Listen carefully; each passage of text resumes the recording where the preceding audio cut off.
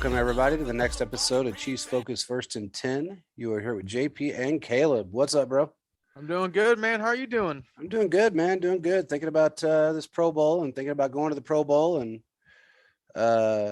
hanging out with some people and seeing how things go. But what's going on with you? What do you got going on? What's on your mind? Oh, man, pretty good, bro. It's really been going good. I just want to say an opening thought. I know it's the first podcast of our off season, so I just had some opening words and just some thoughts I wanted to share with our fandom right now because I know some of us are still hurting. So I'm going to start off with this. I know some of you guys, that game really hurt, and it hurt even more when we have Broncos, Chargers, and Raiders fans who are running their mouths, who haven't done anything.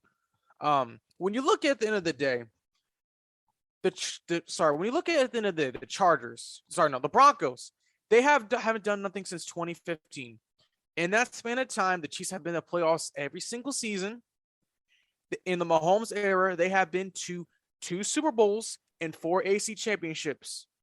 The Broncos have not even made it to the playoffs. The Chargers, they made it to the playoffs, I think, in 2018, and I think maybe 1 year after that. They last won division in 2010. They have done nothing.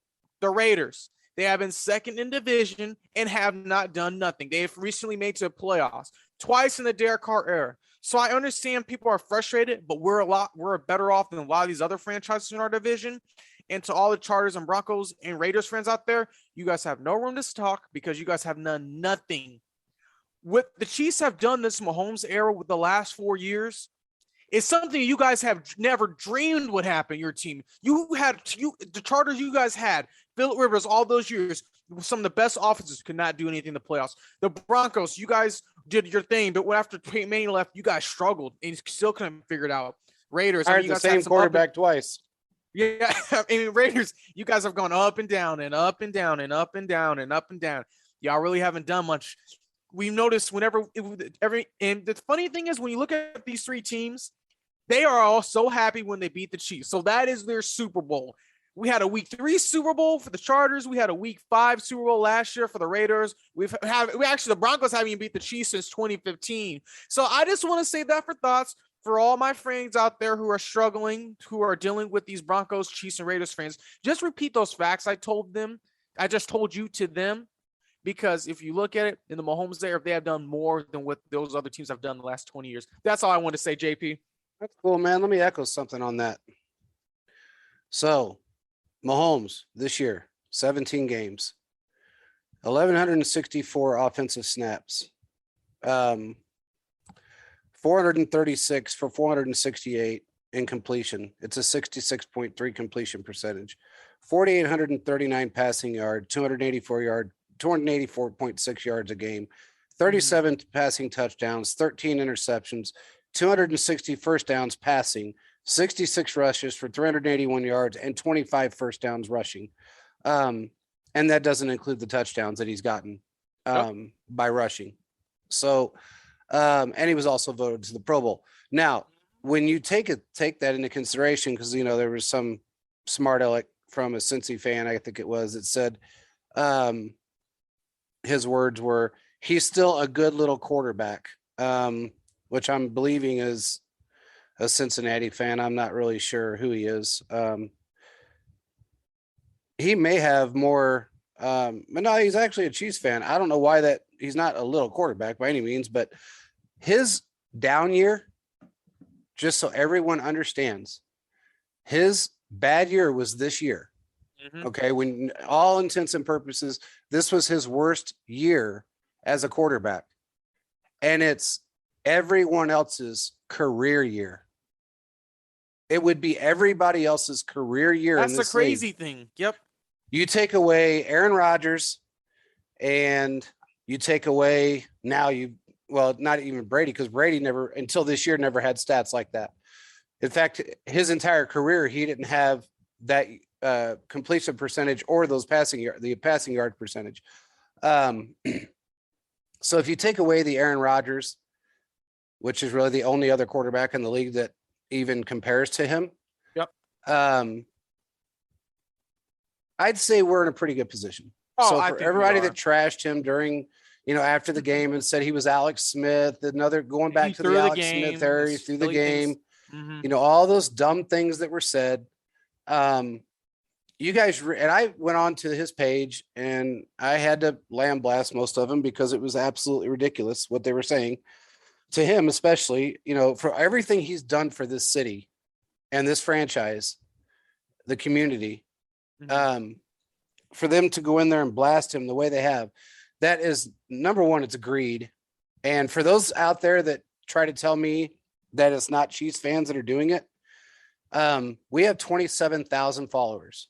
It grows about 100 a day. We look at these profiles. We see what goes on. We know that these are not trolls. We know that they are not trolls from other fan bases. Some are, very few. Most of them are actually Chiefs fans that don't know anything about the game.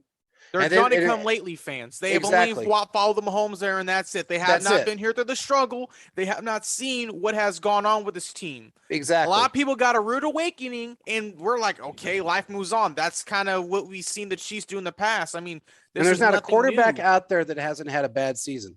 Oh, I mean, the best quarterbacks in the league have had bad seasons. Some have had 5 straight. Look at Aaron Rodgers. Aaron Rodgers had a streak of 5 years that he didn't do anything hardly.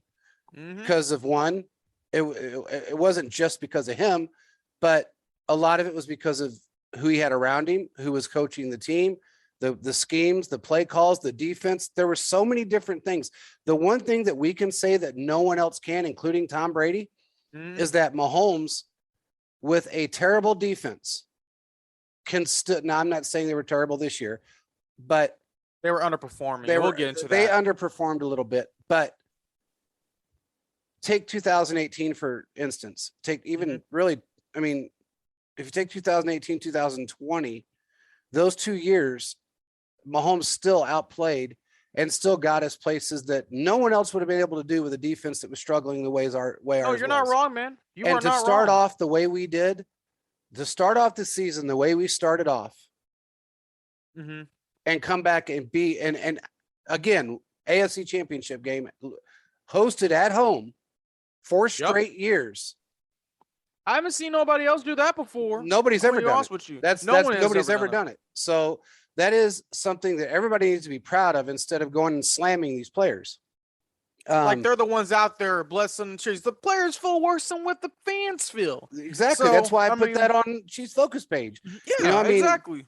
People are out there complaining and feeling bad, but nobody feels worse than the players do. I mean, these are the guys that went through it. So they're the ones out there struggling and being injured. And for everybody that wants to slam Tyrann Mathieu, let me just put this out there really quick. I want you guys to understand that he played injured for 7 weeks. A lot of people don't know it, but his knee was swelled up. He had a bad knee for 7 straight weeks. But you know what he did? He played for 7 straight weeks through that knee injury. Travis Kelce, everybody said he lost a step. We had some guy. He was hurt too. Some guy named Larry on the Chiefs Focus page that doesn't even follow us decided to say Tyrann Mathieu's lost a step or 2. No, he hasn't. He was injured. Okay, he's still a top 5 safety in this league. No matter how you look at it, he's top 5. Yes. And for anybody that wants to sit and slam him because you think you can do it better or you think somebody else out there that can do it better or is smarter than him, go out there and give it a shot. I want you to. I'm tired of people slamming They would not last. Yes. I'm telling you right now, JP, they would not last. Not 5 minutes. They wouldn't last 3 minutes. I wouldn't give him 30 seconds. I wouldn't give him 30 seconds on the field with any of those guys.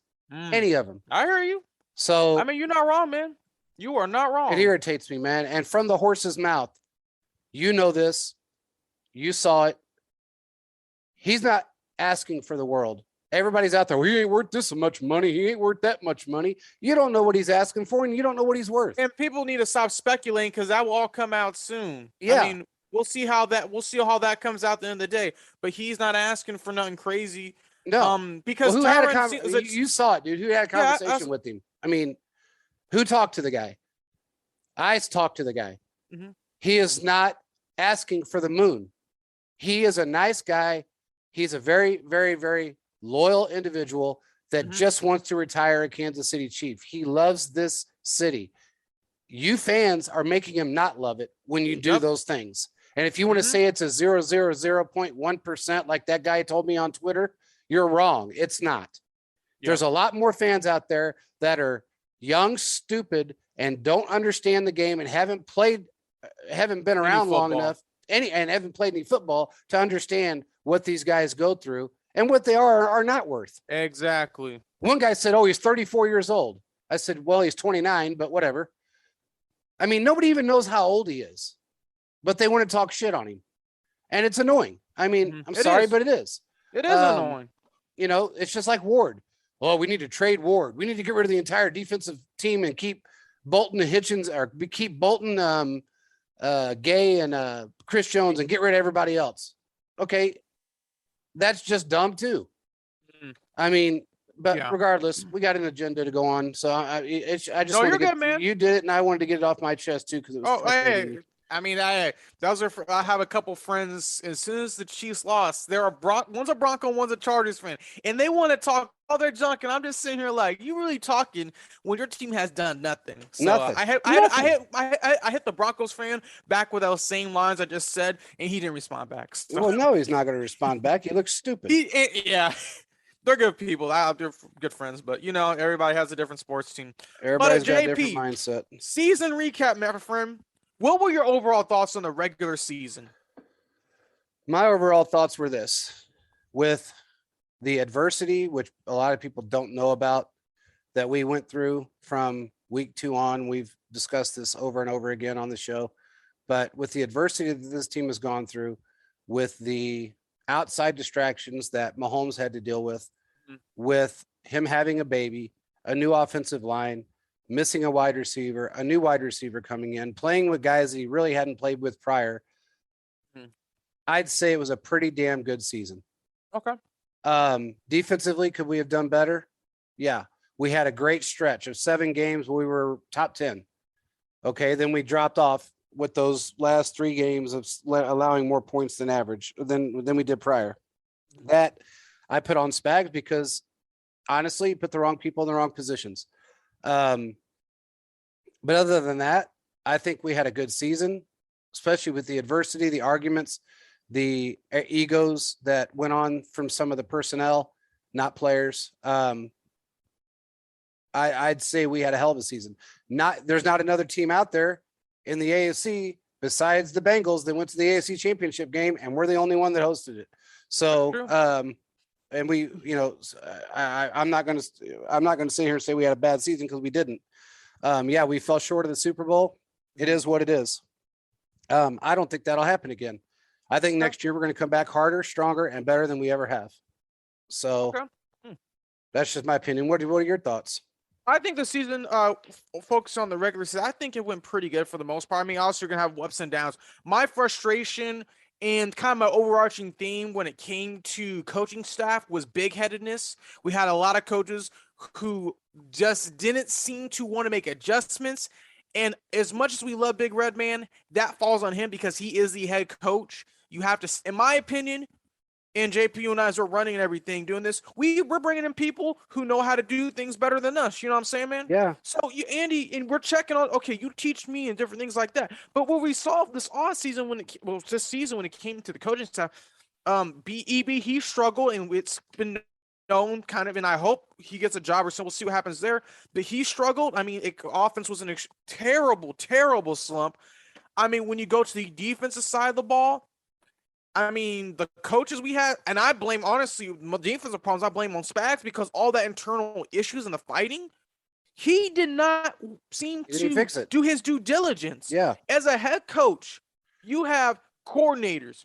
You're supposed to watch those coordinators, and those coordinators are supposed to watch their coordinators. So it's a baffling effect. And it seems like they were just doing things like, okay, well, I know what he's doing. No, you need to go in there and check and see what is happening. Yeah. Because the issue we see all the time, like in today's world, is that people are just quick to put the job on someone else. I'm not saying Spags did that, but he needs to be more attentive to detail. And I know he's won 2 Super Bowls, but from what I understand from this whole standpoint, his understanding of a depth chart mindset extremely hurt this team. pissed off Tyrann Mathieu. I guarantee it pissed off the rest of the defense. It did. And when you look at the whole grand scheme of things, yeah, we made to the ACC championship. It's great, but the defense underperformed because of him. Because of Spags' unwillingness to let certain players play, like Armani Watts, Dorno Daniel, mixing the defensive line around a little bit more. Thornhill letting him play, somehow letting Dirty Dan, and I like Dirty Dan, but the issue I'm saying is that he made so many splash plays, which was great, but they kept looking at the past. I'm like, look, a player's career in NFL, not for long. NFL, 3 letters, basically 3 years, 3.5 years of an average player's career. Yeah. So when you look at that at the end of the day, it's like, okay, he's doing great, but you got to figure out something else to do and help him be successful. Yeah. And Spags just continued to do that. And it was just, it's almost setting people up for failure, and you can't do that. It's frustrating. You have to be a coach that is able to find the position that these players are good at. They're in the NFL for a reason, not because they suck or they're trash or they don't, all the other shit that people want to say. It's because they made it on their abilities, their skills, and their football IQ. Now, if you don't have a coach that can put a player or figure out how to put a player in a position to succeed, then he shouldn't be a coach. I'm not putting all of that on Spags, because when you're a coordinator or an owner or whatever the case may be, you delegate things down. You have to put your trust in the people that you delegate it to. His problem is that he wasn't, when someone brought it up to him, he wasn't really looking into the situation as well as he should have been. And that's a problem. As a coordinator, you're supposed to know what's going on. It's like if you run a business, you need to be aware. Okay, what are these people? What are these people doing? You need to know. And if you don't do that, you're setting yourself up to fail. One thing my dad told me, if you don't play, you're playing to fail. And that's kind of what Spags did, honestly, when it came to defense. He dropped the ball. Yeah. He dropped the ball. And the players, they did everything they can do, but the way I see it, the thick-headedness of the coaching staff was what really caused this team. No one wanted to listen to no one. Everybody wanted to play hero coach and do what they want to do. In the end, this is kind of the result you get. And you're going to see a lot of those position coaches that, there's some outlet that thinks that people are going to move up. Those people that you think are going to move up are going to move on. There's some positioning coaches out there that are not going to be here next year. That I know they've already got moves being made to get rid of some certain people. So, and looking for others. So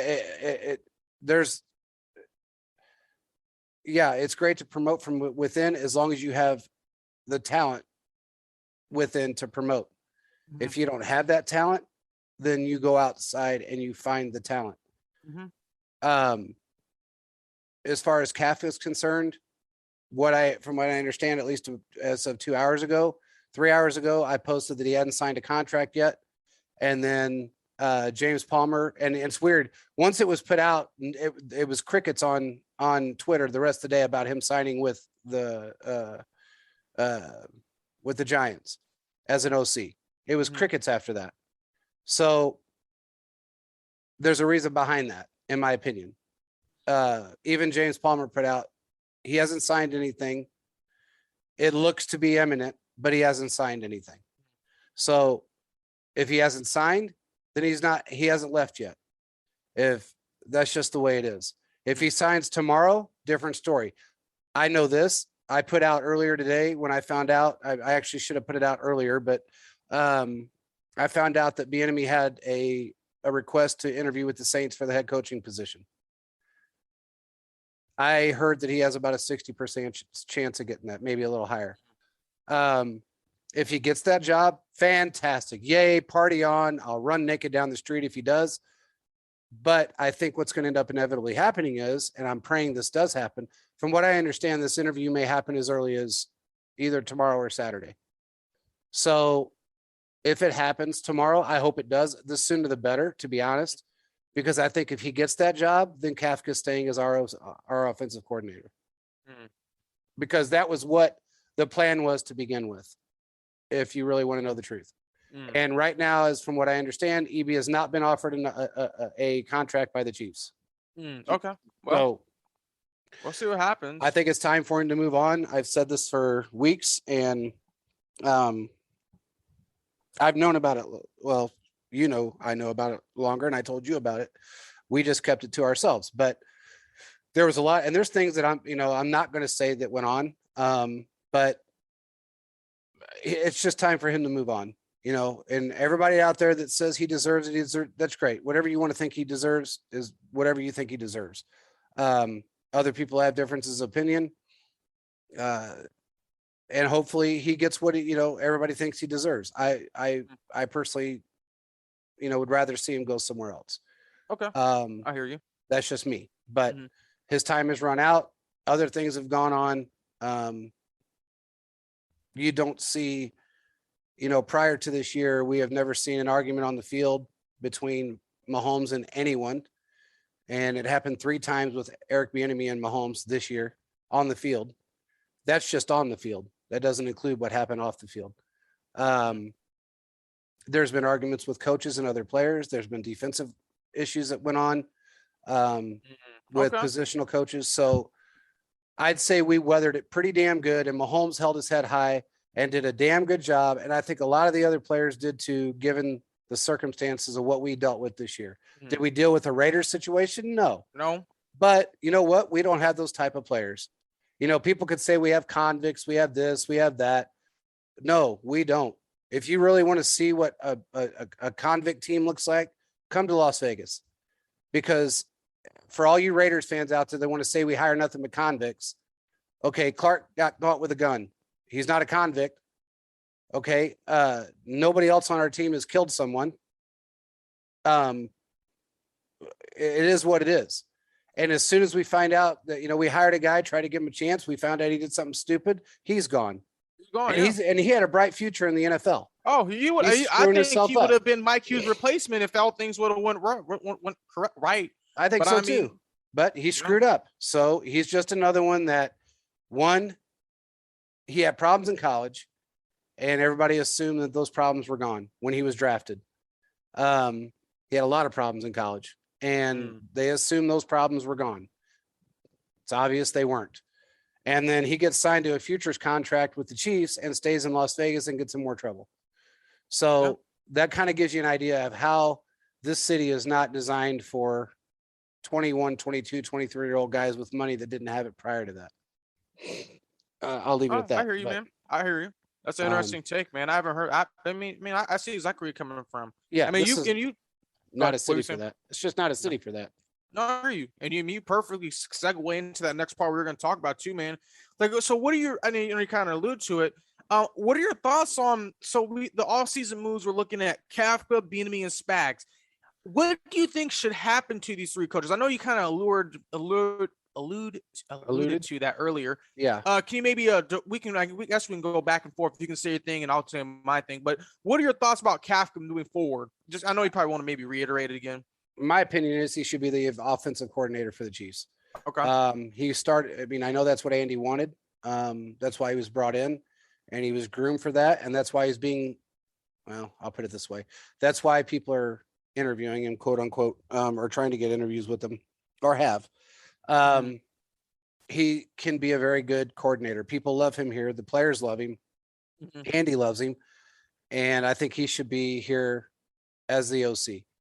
As far as Spags is concerned, I think one more year, if he doesn't retire, you got to give a coach 4 years.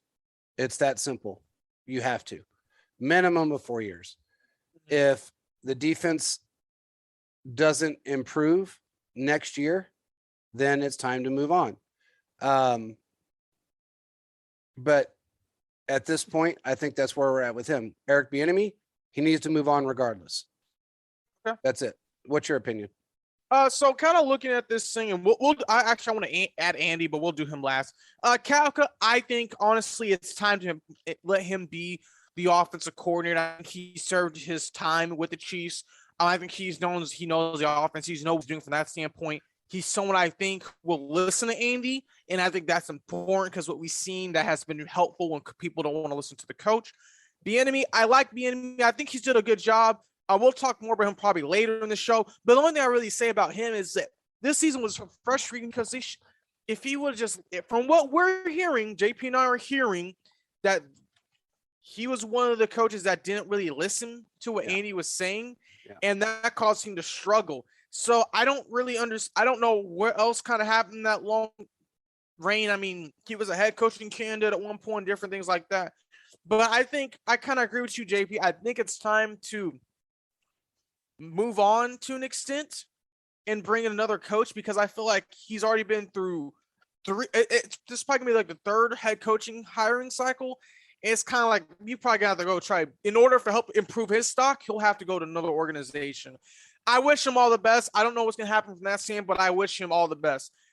Because he did do some good things to help this team, but kind of the end, it wasn't a pretty sight. When it comes to Spags, I do agree with you. It takes 4 years, but Spags is a Super Bowl winning, 2-time Super Bowl winning Super Bowl winning coach. And 4 And from what I've appearances. seen, Yeah. his understanding of the depth chart mindset has really hurt the team. Yep. And I feel like if he has another year where the defense underperforms, underperforms the way they do, he should not be the defensive coordinator next year because you have all that talent. You have all that talent and cannot get no pressure on the quarterback. You have all that talent and can't get your defense to make tackles.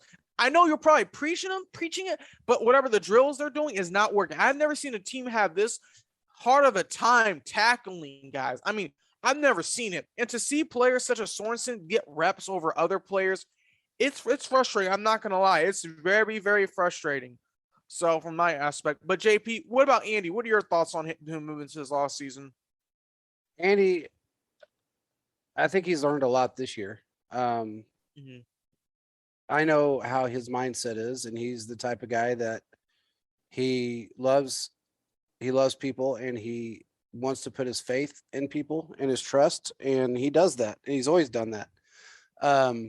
He's loyal, sometimes to a fault, but he's still the second winningest coach right now. I think maybe in NFL history. Yeah. I'd have to look at the numbers, but I think it's him and Belichick are the two highest winning coaches. And I think that he has probably got 2 more years left, minimum of 2 more years before he decides to hang it up. He did say at one point through, I guess, a source, if you will, that he would do everything he could to write out his contract, but in another 2 years, he has the option to retire if he wants. So I believe he's going to ride out the next 2 years minimum. And he deserves to. He's a great coach. He's, in my opinion, he's probably the best coach in football because he's a player's coach. Now, with that being said, I think he's learned a lot this year. He's learned that egos will inevitably it rears its ugly head. And sometimes you may read the people the wrong way. I think he had the read on a couple of coaches that he thought was going to have his back, and they didn't. When he needed him the most, they let him down. One in particular. And I think he's learned a lot from that. He will be, and if you noticed, it's similar to that AFC Championship game. The first half, we came out destroying everything. Andy called every single play. Second half, Bieniemy called plays. For the most part, Bieniemy called almost every play in the second half. And again, 3 points. So, and when a game's scoring 3 points the second half, you can't. No, and especially when your defense is, struggling because they're tired and they're spent. They've been out on the field too long. And this is a game that, if you look at the game, it was eerily similar to the way the first Cincinnati in Week 17 game went. We came out blazing and then fell off, but it's a different scenario. You got your speculations out there about, we've even seen people say Pat through the game. The one thing that has been stuck in my mind is that we played the Bills the week prior to that, which is a superior team in every way to the Cincinnati Bengals. They just are a superior team. They're a better team. A better team on every phase. They're a better team. We fought from the second the clock started until it ended in overtime. Pat never let off the gas. Andy called every play in that game. You go to the Bengals, which we didn't have that kind of lead with that we had with the Bengals when we played the Bills going into halftime, and we still fought all the way through. It was almost like we played down to our opponent. I'm not going to say that's the reason, because it could be a multitude of things. I mean, there's always some kind of conspiracy theory about, they were told to throw the game because this is how the NFL wanted it. I've heard that one. They've talked Burrow up so much that they didn't want to, look stupid. So many different things that went on during this season, especially with who we played. I mean, we played teams that didn't even make it to the playoffs that were supposed to be Super Bowl teams. The Ravens. Okay. I mean, the 8-9 season. So the Browns, it fell completely apart. I don't know what happened during that game. I've watched it over and over again after I got over the initial shock of it. And I seen things that were very strange to me in the second half, especially offensively, that made me kind of think a little bit about what was going on. But regardless, like JJ Burden said, for anybody out there that thinks it's rigged, it's not rigged. These guys go out there and they fight every day. They work their ass off every day to get to a certain point. They're not going to throw it. This isn't the WWE. This isn't, some dumbass fake sport. Are there things that have happened in the league that shouldn't have, like what the Miami owner did? Yeah. And now it's proven that he did it. And it's not one person that said it. It's two people now that have said it. Mm-hmm. So, and I'm sure there's going to be more that come out that say the exact same thing. And there's players now that are saying that they knew about this situation with him offering $100,000 to throw it so he could get the first round pick. Yeah. He's a piece of shit owner. When it comes out, it's all said and done, he shouldn't be an owner. But I don't believe this is one of those situations with us. I don't know. I don't know how to explain the differences that I seen. It was just a totally different offensive football team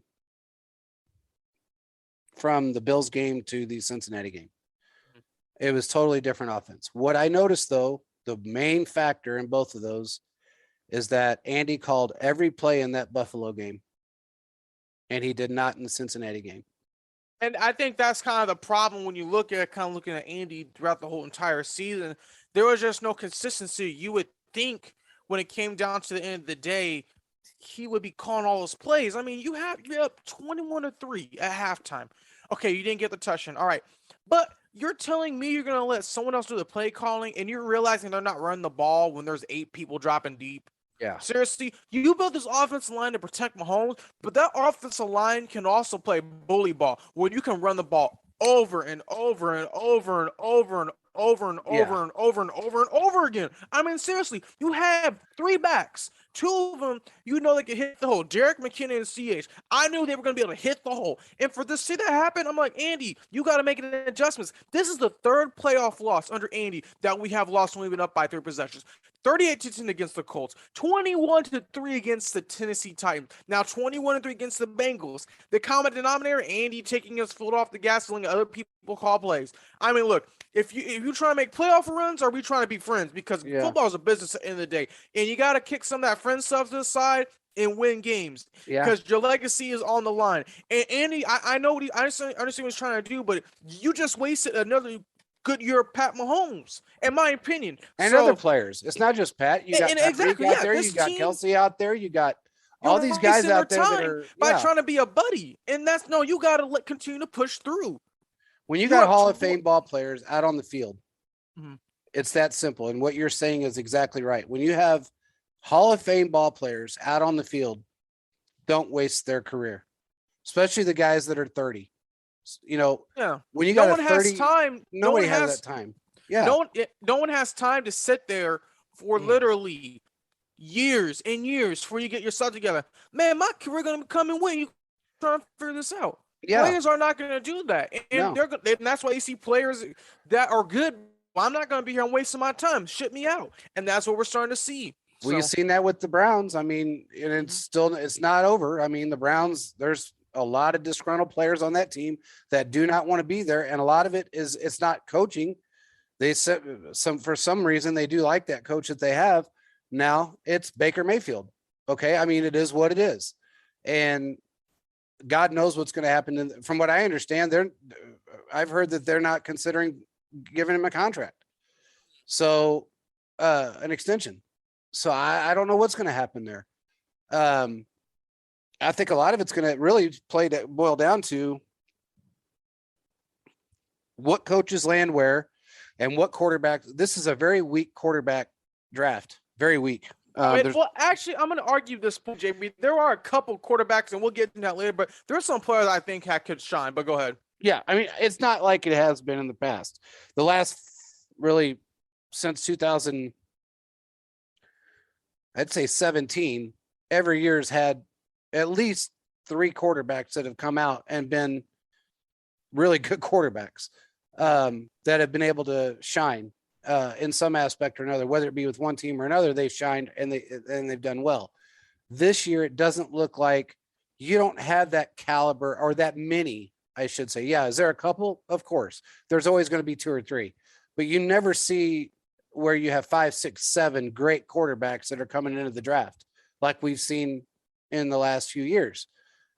This isn't that year. This is really, in my opinion, it's more of a defense and wide receiver draft than it is anything. Deep at the positions the Chiefs need help at. I mean, that's kind of what's the wonderful thing. Yeah. So I think a lot of it with that is going to just depend on what coach lands where, and we'll see where, this is going to be a very interesting off season. I'll just put it that way. Oh, for sure. It is going to be a lot of different things that happen. A lot of different things. Yep.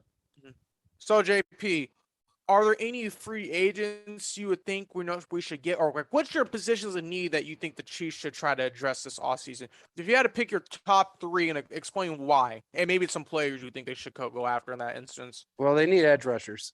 In my opinion, don't get me wrong. I love Melvin Ingram and I think he should stay. Frank Clark, I think, needs to restructure and on a prove it or lose it type of deal. I'm not downing the man. I'm just saying this is something that really needs to be done if he wants to stay in Kansas City. He's not going to get a fat contract anywhere else. And if they want to keep him, that's what they have to do if they want to keep him. But I think they need edge rushers. They need depth on the defensive line. Jaron Reed's gone. Yeah. So we have to have Chris Jones needs help. He's still top 4 in the league. He needs help though. And when you go back and you watch all 22 and you see him with 4 guys on him, and then you see Jaron Reed with 1 guy struggling, and you see Clark that can't get around the corner because he's got his whole arm, his nerves are destroyed in his arm. Okay, I'm just going to put it out there because people don't know this. He's got nerve damage in his arm. It's that simple. When you have nerve damage in your arm, the way he does, the strength is not there. He's got the nerve damage. So he needs to restructure. If he wants to continue to play, and he needs to be a situational player, he's strong against certain offensive lines that may have a weak guard, but he's really weak in other aspects. Now, when you come up to a strong offensive line or a stronger player, if I had to go to a second position, I think we could use 1 more wide receiver. I don't think we need 5 wide receivers like everybody wants to put it out, like we need to replace our whole receiving core. Sorry about that. Yeah, no, you're fine. Maybe 1 more wide receiver. I don't know if we really need a running back. I think we have a group of running backs that can excel. We got Gore, we got McKinnon, We got CEH, and we got Williams. Those four right there, in my opinion, are strong. It's a strong group. You don't need more than four in our scheme. I'd say we probably need to go after one more corner, and maybe a linebacker. We're going to have to replace somebody to help with Hitchens. I mean, with Bolton, because Hitchens is gone this year. So I'm just telling everybody now, Hitchens isn't going to be here next year. Unless he takes a significant pay cut, he's not going to be here next year. So yeah, I got you. Those are my positions. What do you think? Okay. I mean, they're great, man. I think my three positions are, when it comes to free agency, I really think you need a wide receiver 2, a proven wide receiver 2. I don't care if you draft another receiver, but you need a proven wide receiver 2. One player I've been lobbying for, JP, since last offseason, Allen Robinson. Yeah. I think you could really bring him and help. He could help spread this team. It'd be nice to see what Josh Gordon could do. But the thing is, Josh Gordon, he hasn't done anything. So we're kind of seeing the aspect that has been kind of struggling from that aspect. So I think a wide receiver 2 that's already proven himself could really, really help us. Another position we need, I agree with you, man. We need edge rushers. The edge rush in the sacking game this year was completely, and I mean completely, too wishy-washy. Yeah. Some games we get sacked, some games we don't. I mean, what you just proved, what you just said earlier was right. Frank Clark struggling the edge, Chris Jones being bullied, 4 guys on him, and then Yeah. Jerry Reed barely struggling, and Derek Nottie struggling. It's kind of like, okay, I understand why you got these guys in, but they're not helping. Specifically, Jerry Reed, he didn't really produce as she's expecting to do. No. So I mean, and to see that, like, you got, in one thing, you got to beef up that defensive line. I think we're set pretty much everywhere else, besides maybe add a piece or two, but you got to beef up those edge rushers and get some guys that can plug the holes and can get to the quarterback, because we've struggled with that, man. We really haven't had like a really great, consistent pass rusher since probably Justin Houston before he got hurt. And after that's been kind of wishy-washy. Yeah. So that's kind of seeing that right there. So I have wide receiver, and I have defensive lineman. My third one, and this is just me personally, but I believe we need a running back that can hit a hole. A big, strong running back that can hit the hole. Someone out there on free agency, maybe an AP we can bring in 1 year that can help train someone, but we need someone who can hit the hole. If we don't have anyone that can hit the hole, it's going to cause us to struggle, because we're at a point where we should be able to bully teams with running the ball. So, I mean, those are my positions, man. Yeah. And I agree with you on everything. I think the only thing that I would say on the running back thing is we have 3 running backs that average over 6 yards a carry. Okay. I mean, no matter how you look at it, we have 3 that average over 3 out of the 4. You know, McKinnon, Gore, and CEH. I think CEH, in my opinion, is probably third on the list when it comes to running backs. The problem with what we have anyway, the problem that I see with bringing in another running back is that what good is it going to do if we're not going to utilize them? And that's a fair point. And I agree with you, man. I just think we're at the point where we need to get a strong runner between the tackles, and we can't have all these scat backs. Scat backs, for everyone who doesn't know, those are running backs that they're quick, they're shifty. We use them in the screen game, but they're really good in the passing game. We need a hard-nosed runner, man, someone that's going to hit that hole. And I feel like that's kind of what we're missing. Yeah. I feel like we got to cut someone on that list. Maybe we'll see, but we need someone that's consistent. Someone that hits the hole like Daryl Williams and is powerful, but someone who's very quick and shifty, like a McKinnon or a CEH. Yeah. CEH, my only problem with him is he's injury prone. The guy averages so much. Was he worth a first-round pick? No. Yeah. I mean, there was so many other options, but I mean, that's what Andy and them wanted. So yeah. So I mean, to me, I think, you know, his injury concerns bother me more than anything. Mm-hmm. And I mean, the guy averaged during the Buffalo game, I think he was averaging 6.8 yards a carry, or the Cincinnati game when he played. Daryl Williams was averaging 6.2 or 6.3 yards a game during the entire season. McKinnon, when he came on, he was 6.8 yards a carry. What I like about McKinnon is the fact that he can come out of the backfield and be a wide receiver. Daryl Williams can do the same thing. I don't see that as much with CEH as I do with the other two. McKinnon's fast. He gets skinny. He's very, very shifty. And he cuts very well. So I think he's a viable option to continue on and be a productive part of this offense. Daryl Williams, it's his fourth season. He's got a lot of football left in him. I think he's a very strong back. He bullies people over when he hits them. He just needs, this is really, I think, only the first or second injury he's had. And I think he's a great player. I think, we're never going to replace, I've had people say, and I would love to see Kareem Hunt come back. But in that same aspect, there may be a running back out there that is just as good, if not better. I don't know that there is. Kareem Hunt was a special running back. He still is, for that matter. He just isn't utilized correctly in Cleveland. When he was with us, we were a totally different football team because he was that fear factor. Out of the backfield, he was a fear factor because you never knew what he was going to do. Exactly. He could hit the hole, but he was a good. Broke but tackles like anybody. I mean, we got to find someone that can kind of produce that production, because having three scat backs and one running back like Daryl Williams who can kind of do it all isn't really going to help you. You need consistency. In my opinion, that's kind of what I'm thinking from that. That's what I'm thinking from that standpoint. Yeah, you just have to be able to use them. That's the biggest thing. Is if you're gonna get them, then use them. If you're not gonna utilize them, don't waste the money or the time or their talent or their years in the league, because the running backs' years in the league are very limited. So, Demone Harris, we've been talking back and forth on. He's down in Miami. I told him to have. Nice. I told him to have.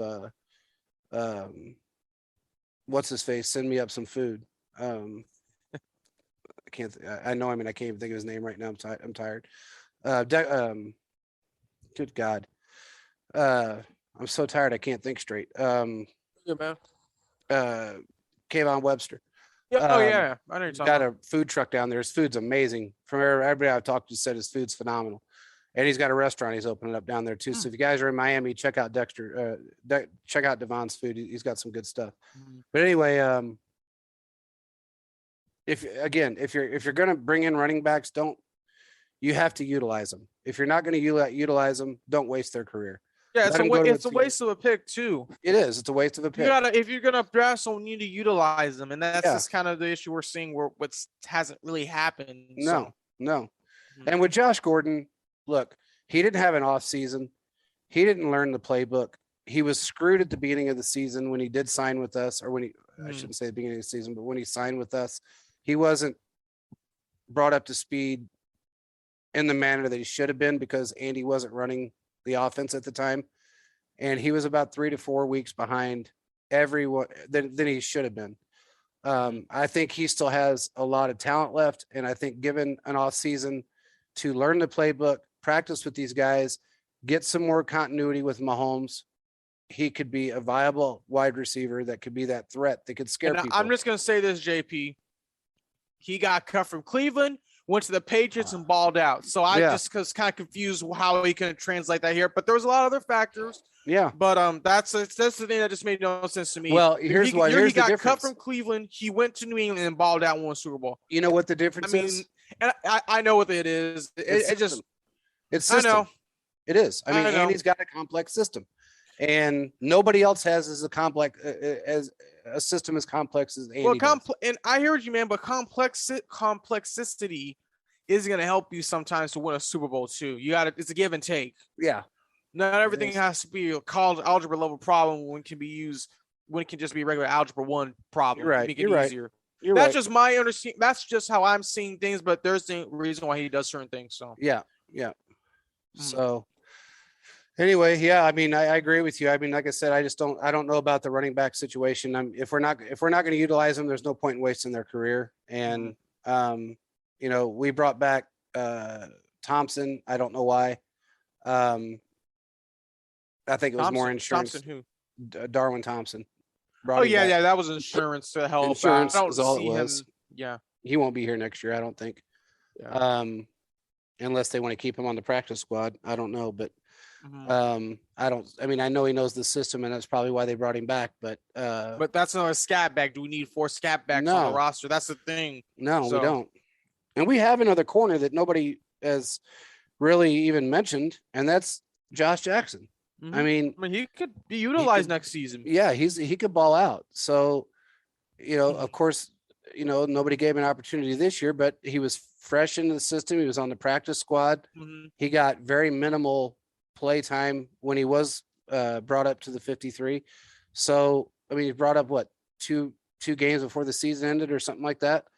3 games maybe. So he didn't have an opportunity to be utilized. For everybody out there that says that Ward needs to be cut, shut up, because he's still one of the best CBs in the league. I'm tired of hearing that. One guy said he bitched and complained about Ward being burnt in that Cincinnati game. And I said, tell me. Anybody got burnt that day, man? I said, well, do me a favor. I said, I want you to name one cornerback in the league that can be out on an island by himself against that wide receiver during that game while that ref was allowing every push off, everything that went on, and tell me they wouldn't get burned. Give me one name, I'll wait. And he tried. He didn't say anything for the longest time. And then with Jalen Ramsey, I said Jalen Ramsey got burned by him. Jalen Ramsey has been burned all year by a lot of people, so don't bring up his name. He's been burned more than Ward has.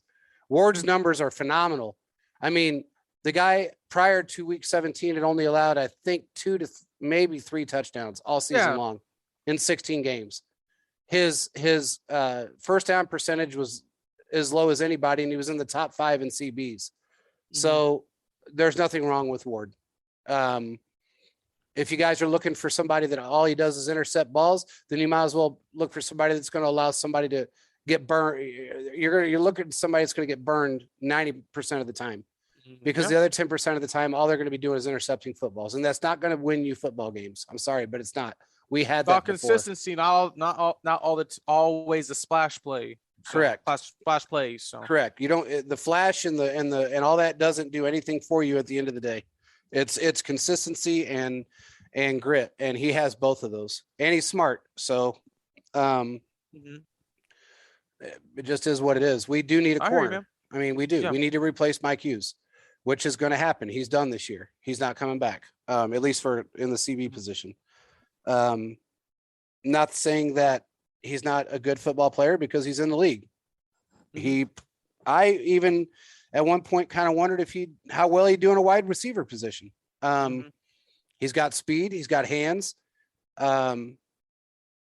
He will throw a hit on somebody. He'll take a hit. So, who knows what position the man can or can't play. It's kind of similar to Snead. The guy can play safety. He can play slot. He can play press. He can play outside CB. He can play every position in the secondary, basically. I got you. And everybody says, why don't we put Snead as a safety? Why would you? What? Okay, then you're going to leave an open spot. And in people a are jumping position. from and people are saying, well, he did that in college. I'm like, I understand. Yeah, I understand. A lot of people did. But I mean, but I believe he's done really well in the cornerback position. Yeah, he's done pretty good. I don't see the need to move him for safety unless some injury happens, and the safeties we have aren't going to work. So and it's Tyrann Mathieu returned punts into college. Yeah. Okay, so I mean, and he's turned out to be one of the best safeties in the football. So just because somebody did something in college doesn't mean that translates to the NFL. A lot of things don't. There's been so many tight ends or quarterbacks that turned into tight ends, or quarterbacks that turned into running backs, or quarterbacks that turned into wide receivers, or went to defense. I mean, it's happened so many different times from college to the NFL. It doesn't, and there's a reason behind that, because they're better in that other position. They're athletic, they're smart, they understand the game, but they're better in a different position. Yep. So that is true. You just have to look at it from that standpoint, in my opinion. I mean, I hear you, man. I hear you from that standpoint. Yep. Hey, what are your thoughts before we wrap up for the night, man? What are your thoughts on the Brian Flores news? The interesting is he filed a lawsuit against the NFL, the owners. I know this is kind of a big topic. I know some people don't want to hear about it, but hey, this is part of NFL. I mean, it kind of concerns Eric Bieniemy and a lot of other players we see out there. I'll let you kind of have the floor, man. What are your thoughts? I figure you're going to have a lot to say because you know more than a lot of people. So, Well, from what I understand and from what I believe to be true is what that owner did in Miami. I think that he's been okay. Look, anytime you fire a coach after taking your team from I don't know how many losing seasons to basically 3 winning seasons. And you won 10 games, you won 9 games, and you get fired. Okay. And then your excuse is we're not moving in the right direction. The only direction that wasn't moving in the way that owner wanted is the losses because he wanted everybody to throw games for him and he wanted to pay him to do it. So he could get first round draft picks. Okay, well, here, look, first round draft picks aren't going to get you anywhere. If you're still going to if you're still going to have the same damn mentality, they're not going to get you anywhere. If you're still going to have the same problems with coaching, you can ruin a player's career because you got shit coaches. Brian Flores is far from that. He's taught a lot of people a lot of things. He's been a great mentor. Players love him. I think he has the right to do what he's doing right now, in my opinion.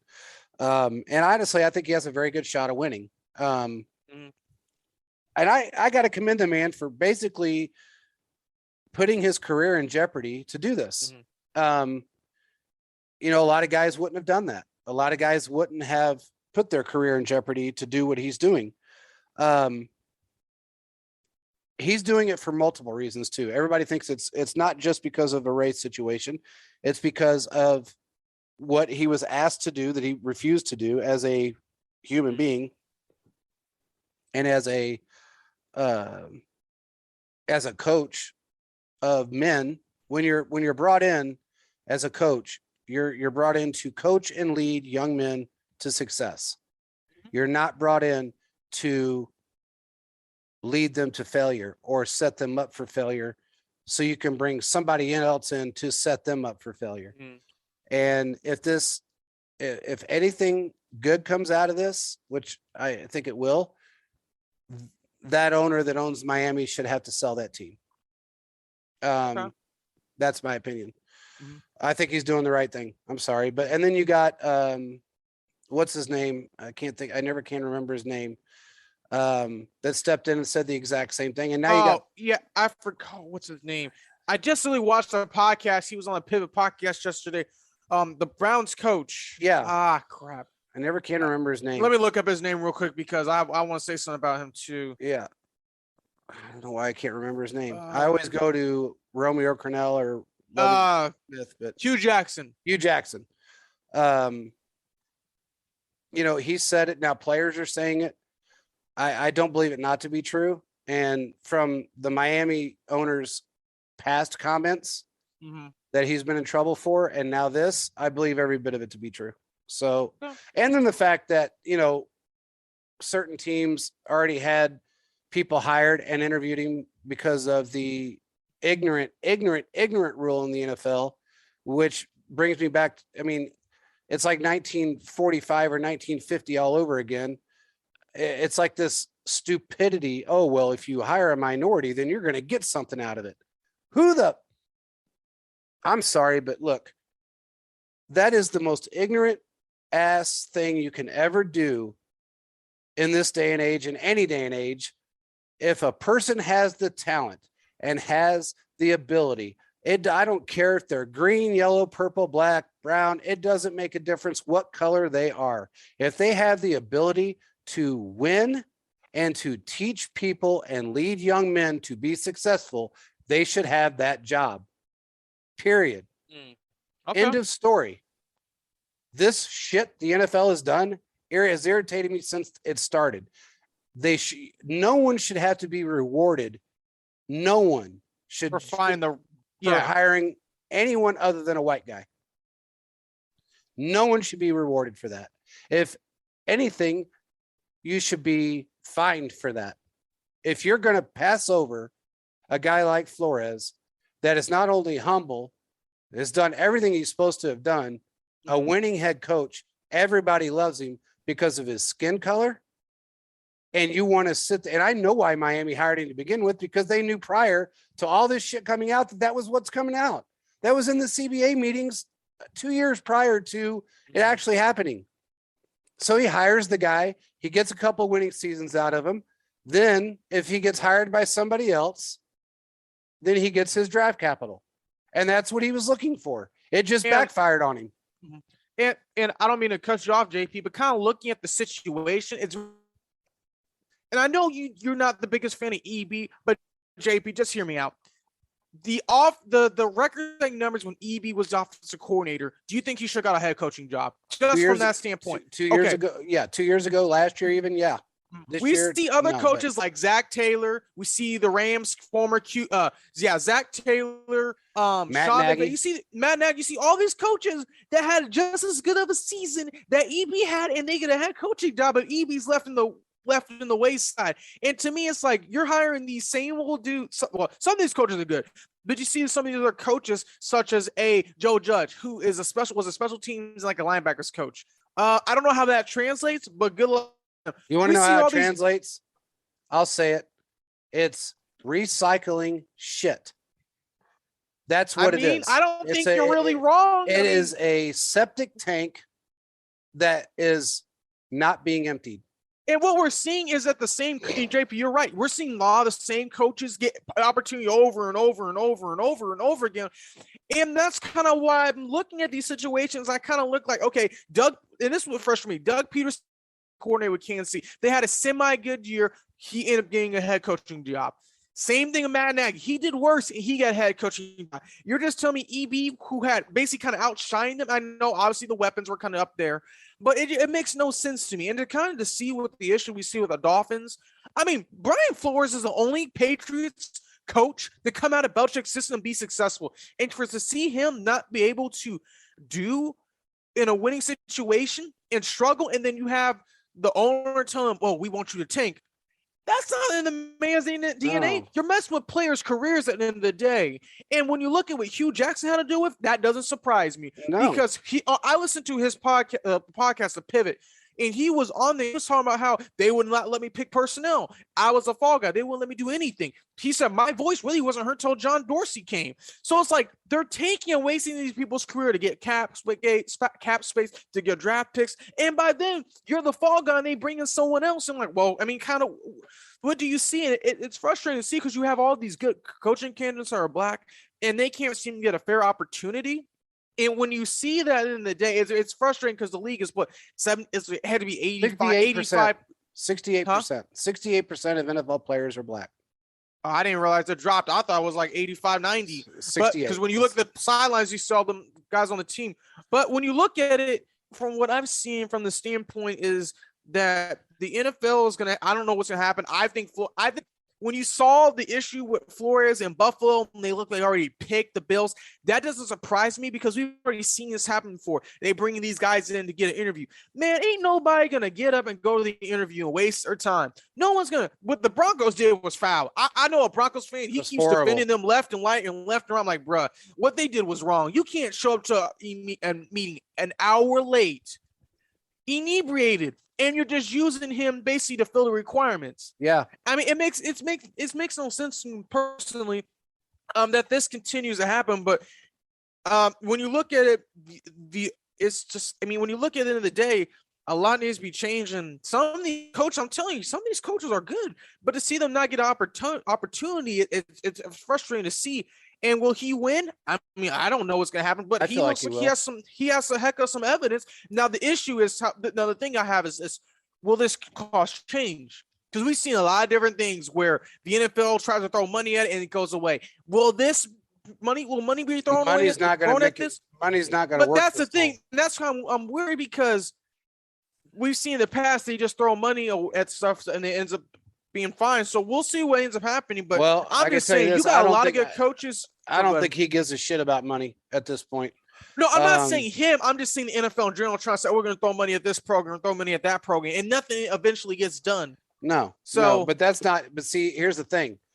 That's not. He knows that, and so does Hugh Jackson, for that matter. And I can tell you now, that's not going to make a bit of difference this year or this time around. You can say, I'm going to throw money in this community, that community. We're going to do this. We're going to do that. You know, just That's kind the of like they did NFL's with the approach. minority.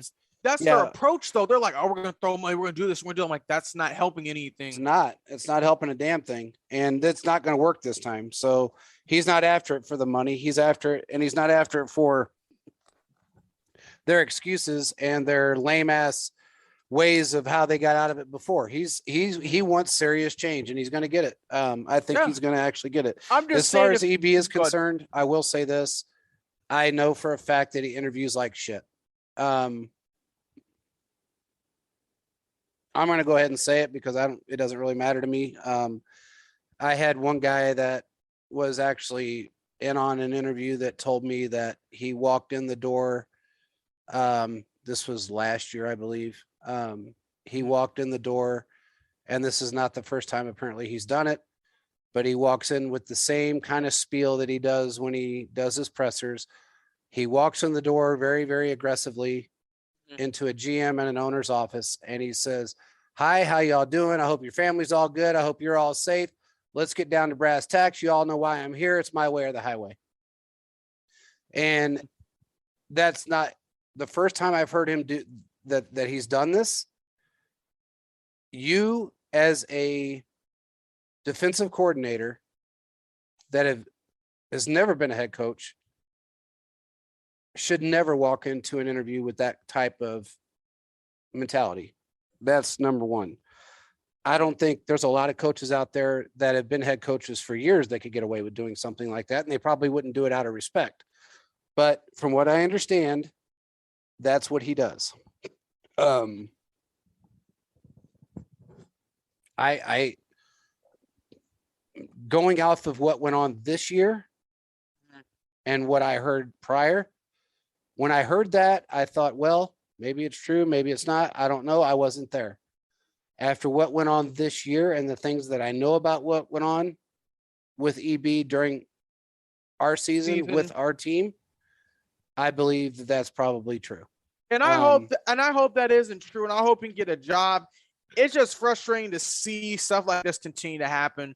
I just hope somebody's smart enough to talk to him about it and say, hey. Well, if you look at the narrative and kind of the way how coaching is, you see all these coaches who really haven't done much to get a head coaching job, but he helped the offense from that standpoint have some record numbers. Yeah. He can't get a job. So I'm like, okay, so what did they do? I don't know how to go from there, man. But well, I think part of it, and I'll leave it at this. Mm-hmm. If you're an offensive coordinator and you have a head coach like Andy, and Andy's holding a play sheet in his hand, and he hands you a play sheet, and you're both wearing headsets like you and I are doing right now, and we're listening to each other back and forth. Mm-hmm. And Andy says, hey, call this play. I see it. And then you go and you call a completely opposite play. And not only once, but you do it multiple times. And then you piss off the players, you blow the play, you lose a game, whatever the case may be, then that becomes an issue. And that is eerily, well, I'll leave it at that. That's a problem. I see what you're saying, and I wouldn't be surprised. I'm pretty sure that's happened to every single coordinator at one point or another. Yeah, but they learn from their mistakes. And we'll see what happens. I hope he can get a job or something to the extent. Oh, I hope so too. I mean, what it sounds like, what you're hearing, the ship is sailed from that standpoint. So, well, he may get one from. He may get this job if he, interviews well, and they, they're down to, who they feel is right, and he's the one that they think is the right one. I hope he gets it. I hope and pray he gets it, not just for our standpoint, but for his. And I think it would help his career. I think it would help his ego too. Well, yeah, man. I mean, I'm not trying to be mean. I think it would help his ego. I hear where you're coming from. I mean, when you're put in a position, look, when you have a really big ego and you're put in a position that now you have to prove what your ego is, or your persona is put off, then if you can't prove that, that will that'll humble you down. And I'm hoping that he does get a head coaching job, and not for just our sake, but for his. And I hope it helps him. I mean, I hope it helps him in many ways. I hope he's successful. I hope if he does go in with that ego and that mindset, I hope that changes him. If he has a losing season and he pisses off players and he pisses off ownership and personnel and realizes, okay, maybe I better change the way I do things, then maybe that'll be helpful. But we've seen it, dude. Pat doesn't argue with people. He doesn't get mad at people. He doesn't even argue with the players when they make mistakes. He may say something to them, but he doesn't sit there and argue with them. He's had flat knockdown dragouts with Bieniemy on the sidelines. He had another one during the Cincinnati game. There was another argument. So, I was surprised. I mean, so that would be 4 if you really want to know, during a game. So no, I hear you, man. I hear you. And Pat's not the guy to argue with people. He's just not. I mean, people should know by now that he's not an argumentative individual. He does what he's told to do. And, Andy emphasized it himself very well during his press conference that time.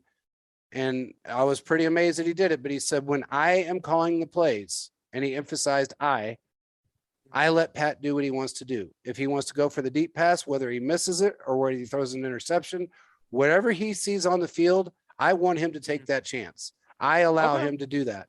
Mm-hmm. He didn't have that opportunity from week 2 to week 6. Mm-hmm. And that was a struggle for us. That's why we were 3-4. So no, I hear you, man.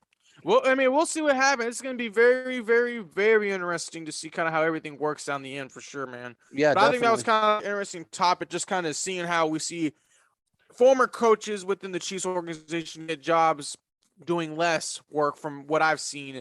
Probably doing the same thing Edie was doing, but they get a head coach job. But that's neither here nor there. Yeah. But hey, man, I think we covered. Is there anything else you want to cover before we send this one off? I just want everybody to do one thing.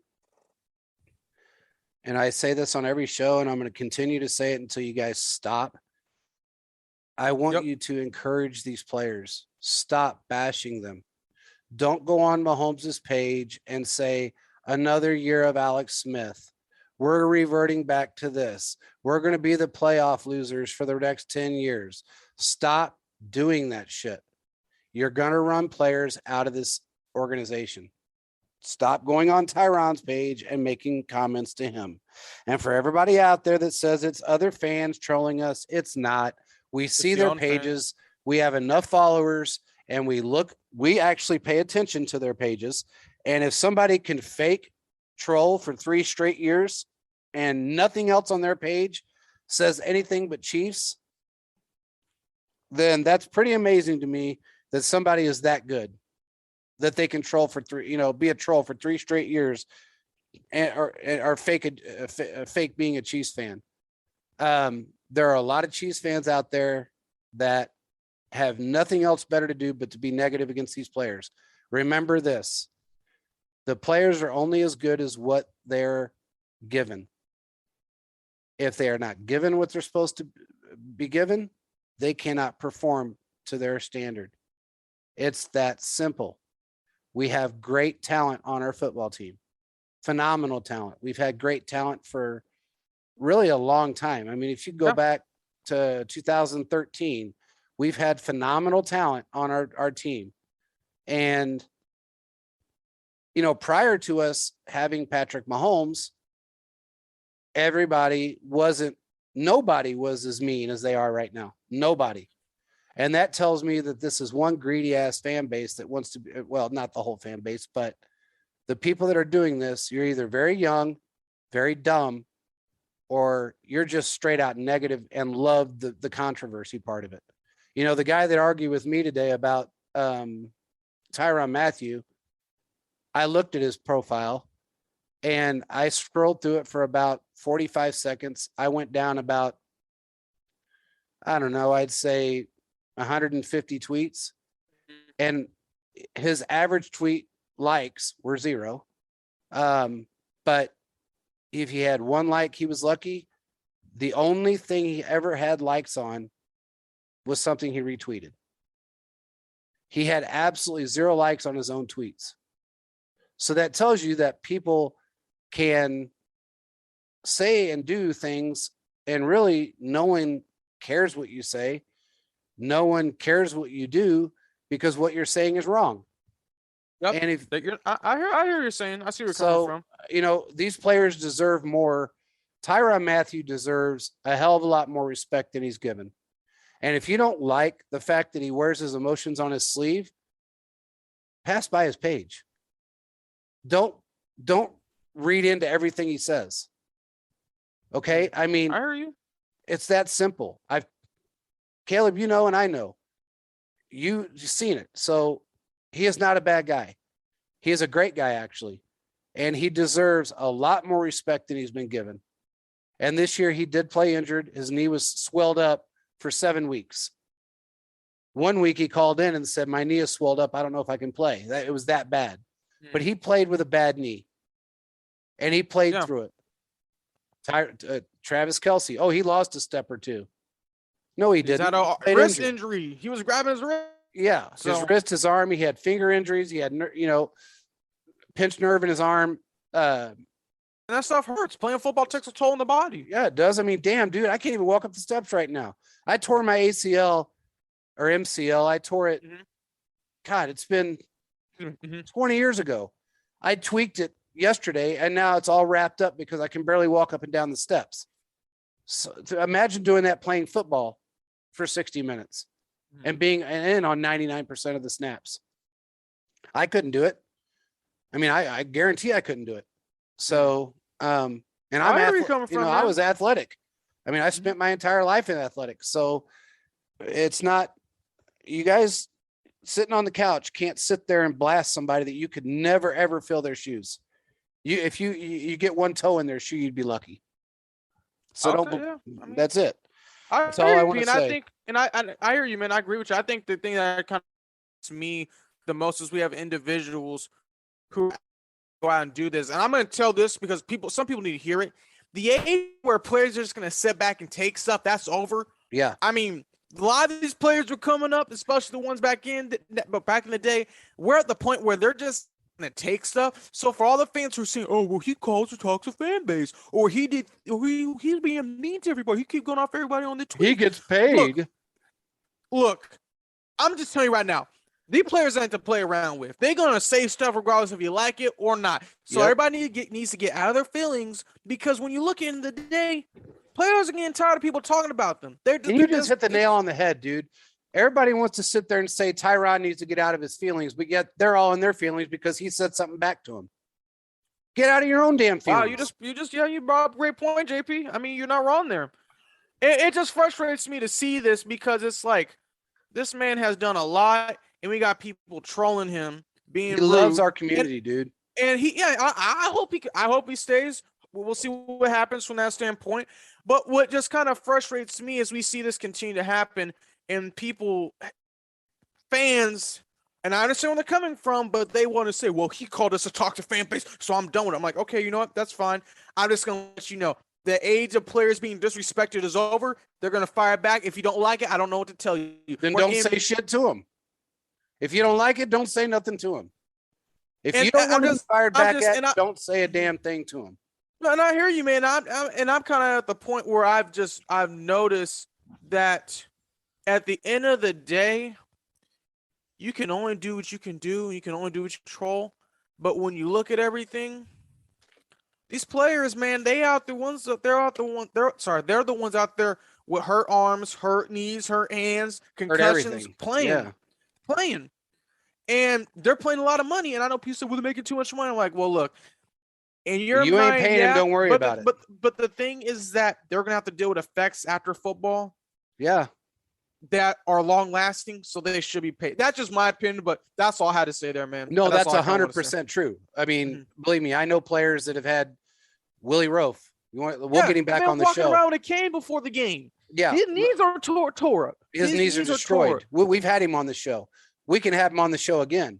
He'll tell you exactly. Yeah, JP, let's get him on for the show. Let's try to get him on next week if we can, or maybe this weekend. Definitely. Let's try to get Willie Roaf on so he can describe the injuries, because people think, oh, I get a little thing here or there. Nah, that stuff will hurt. Yeah. The jack-off that was mouthing off to me today had a cut on his finger. And he goes, war wound. And he had this, I'm telling you, dude, it looked like a paper cut. And he was whining on Twitter about a fucking paper cut. Excuse my language. But I mean, and you're Well- gonna sit here and trash a player that gets his ass handed in the, beat in the ground for 60 minutes and then practices all week long and then gets hammered again and does that for 18, 19, 20 straight weeks. And then he gets a barely a 2-month reprieve and he's back doing it again. Yeah. And he works out during those 2 months while he's off. So don't sit there and blast people. I mean, it's dumb. It's dumb. No, I hear you, man. Anybody, all these keyboard warriors that want to sit here behind this keyboard, like, I can sit here and talk to anybody however I want. I guarantee you, if you walked up into the Pro Bowl right now and walked up to Tyrann Mathieu and said, you're trash, or if you thought you would, as soon as you walked up to that man, those words would not come out of your mouth. You would say, man, I love you. You're the best player that ever played. You're my favorite player ever. But on the keyboard, he's trash because you're a tough guy when nobody can get to your ass. Yeah. So, I mean, you kind of, the head, man. You nailed it on the head. But I hear you, bro. I think we covered everything, man. Where can everybody find us at? All right. At Chiefs Focus on Twitter. Keep following. You guys are doing a great job, man. We're picking up really well. We really appreciate everybody for that. You can find us on Instagram. It's the same thing. Chiefs Focus on Instagram. You're doing really well on that as well. Our website, we've done did some changes last night. It was up until like 3 a.m. messing with it, changing themes and doing different things, but it looks pretty cool. It's going to continue to get better as we go. All of our content's on there. Our articles are on there. Our podcasts are on there. Our stats are on there. Everything that you need, that you want is on our website, www.chiefsfocus.com, including our giveaways. You can find us on any podcast network that you want to find us on, from iHeartRadio to Amazon Music, Apple. There was some glitches, by the way, and I thank you fans that listen to the show. I had, I don't know, a ton of people that told me they couldn't find it on certain, they were finding older shows and they weren't uploading onto some of the platforms. And it was an RSS feed issue that I went through and fixed each one of them. So now all of them should be up to date, including Apple. Spotify is fine. All of them are fixed. So you can find us anywhere you want to find us, even in India, because we are in 33 other countries besides the United States. Where people listen to us all around the world. And That's I guarantee you guys want to hear this last show we're talking about right now. You guys are going to want to hear this. Yep. And JP and I are continuing to build this brand every single day. We're going to bring a lot of stuff for you guys. We just had a meeting with our head writer, Charles. You know him. He's been on the show at TRob78, and make sure you give him a follow. But we have a lot of stuff in store for you guys. So you guys are going to be in a good spot. So just please continue to keep supporting us. Keep retweeting our articles. Please keep retweeting the show. We really do appreciate that you guys are doing that, because JP and I have been working extremely hard. JP's been working crazy man hours, getting the stuff kind of the way we want it. So we're going to be coming with some good stuff. So we appreciate you guys listening. Thank you. Definitely. And also we have another podcast that's starting on our network. And for any of you out there that aren't Chiefs podcasts, if you want to contact us, you can.